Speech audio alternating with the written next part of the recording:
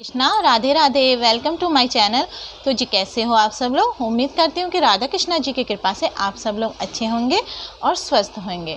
तो जी आज की वीडियो में मैं आपसे चर्चा करूँगी कि संध्या काल में हमें किस समय दीप प्रज्वलित करना चाहिए, कितने दीप हमें जलाने चाहिए, कौन से घी या तेल से हमें दीप प्रज्वलित करना चाहिए, और संध्या काल में अगर आप दीप प्रज्वलित करें तो क्या हमें नहाना चाहिए।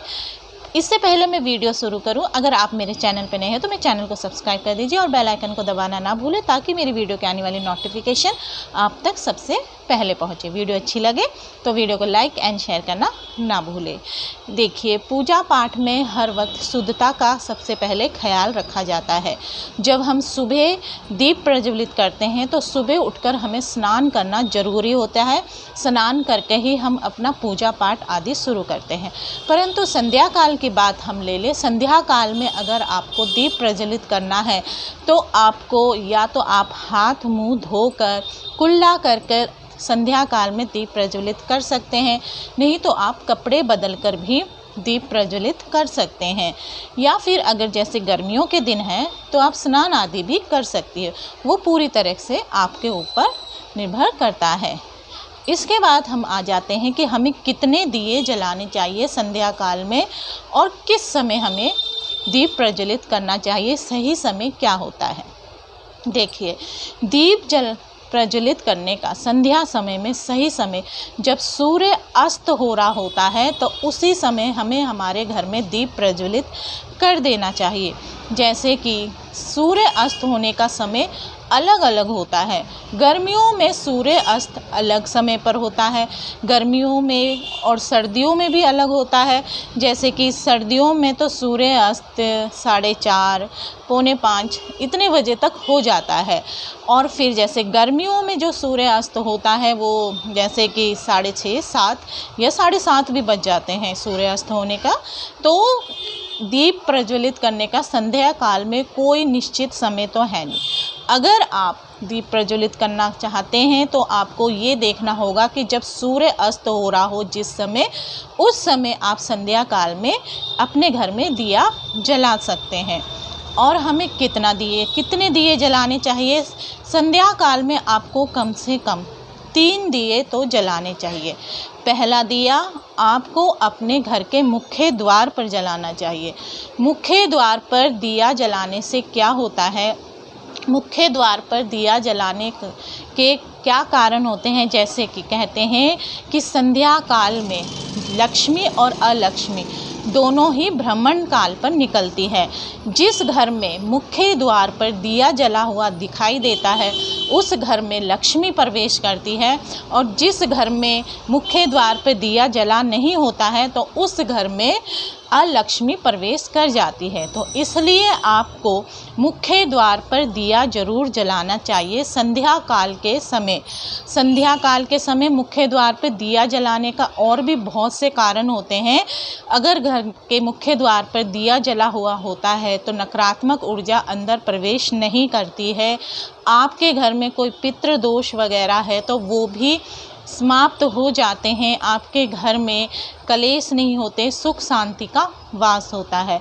तो इसलिए मुख्य द्वार पर तो आपको दिया जलाने की आदत डालनी चाहिए संध्या काल पर। फिर दूसरे दिए की बात कर लेते हैं। दूसरा दिया जो होता है वो हमें अपने घर में तुलसी माता के आगे जलाना चाहिए।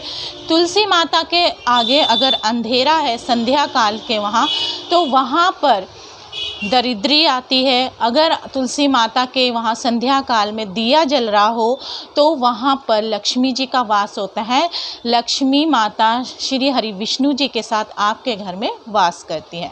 तो इसलिए संध्या के काल में आपको तुलसी माता के वहाँ पर भी दीप प्रज्वलित जरूर करना चाहिए। तीसरा जो दिया है वो आपको अपने घर के मंदिर में जलाना चाहिए।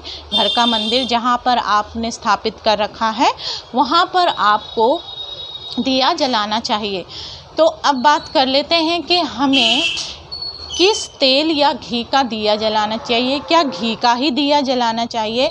तो देखिए, शास्त्रों में तो बताया गया है कि शुद्ध गाय के घी का दिया जलाना चाहिए, परंतु आजकल अगर घी शुद्ध गाय का घी नहीं मिलता है तो आप कोई सा भी घी मिले उसका दिया आप जला दीजिए।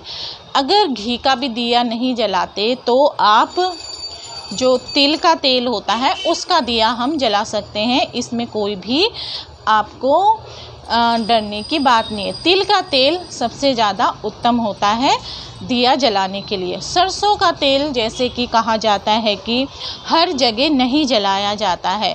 सरसों का तेल या तो शनिदेव के लिए जलाया जाता है या फिर पीपल के पेड़ में जलाया जाता है या फिर भैरवनाथ के मंदिर में जलाया जाता है।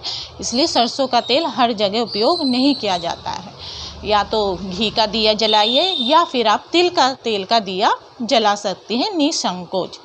इसके बाद हम बात कर लेते हैं क्या दिया जलाते समय हमें कौन से मंत्र का जाप करना चाहिए। या फिर मैं आपको एक बात बता दूं, जब भी आप दिया जलाएं तो इस बात का विशेष तौर से ध्यान रखिए कि दिया हमें सीधा पृथ्वी पर नहीं रखते हैं। कभी भी दिया हम सीधा पृथ्वी पर नहीं रखना चाहिए। या तो आप थोड़े से चावल रख दीजिए दिए के नीचे, जैसे आप मुख्य द्वार पर दिया जला रही है तो वहाँ पर या तो थोड़े से चावल रख दीजिए। या ध्यान रखिए कि आपके चावल टूटे हुए नहीं होने चाहिए, खंडित नहीं होने चाहिए, सारे चावल साबुत होने चाहिए। ठीक है, तो फिर आप वहाँ पे पहले चावल रख दीजिए, फिर उसके ऊपर दिया रखिए। नहीं तो कोई पुष्प रख दीजिए, पुष्प के ऊपर दिया रख दीजिए। अगर आपने चावल रखे हैं तो फिर अगले दिन आप उन चावलों को उठाकर चिड़ियाओं को दे सकती है। फिर नहीं तो आप कोई पात्र रख दीजिए, उसके नीचे कोई प्लेट रख दीजिए। सीधा पृथ्वी पर आप दिया नहीं रखिए। ठीक है, इस बात का खास आपको ध्यान रखना है। अब मैं आपको बता दूं कि अगर हम दिया जलाते हैं तो क्या हमें मंत्र जाप करना चाहिए। देखिए, कहते हैं पूजा करते समय हमें मौन नहीं रहना चाहिए। दिया जलाने का भी मंत्र होता है। अगर आपको दिया जलाने का मंत्र नहीं आता है तो आप कोई भी मंत्र बोल सकते हैं। या आप माँ दुर्गा के मंत्र बोल सकते हैं या आप श्री हरि विष्णु जी के मंत्र बोल सकते हैं। तो जो भी मंत्र आपके गुरु ने आपको दिया है आप वो मंत्र बोल के दिया जला सकती है। तो दिया जलाने का क्या मंत्र है वो भी मैं आपको बता देती हूँ। तो दिया जलाने का मंत्र होता है शुभम करोति कल्याणम आरोग्यम धन संपदा शत्रु बुद्धि विनाशे दीपिकाय नमोस्तुते।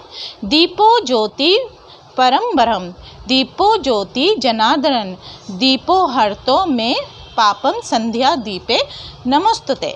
तो इस प्रकार से आपको दीप जलाते समय इस मंत्र का जाप करना चाहिए।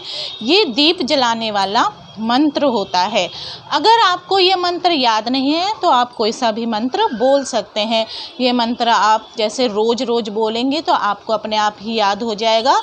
इस मंत्र को आप लिखकर मंदिर में ही रख दीजिए और जब आप रोज़ दिया जलाएं तो इस मंत्र का जाप आप ज़रूर करिए। तो जी आज की वीडियो में बस इतना ही। अगर आपको वीडियो अच्छी लगे तो वीडियो को लाइक एंड शेयर करना ना भूलें। हरे कृष्णा, राधे राधे।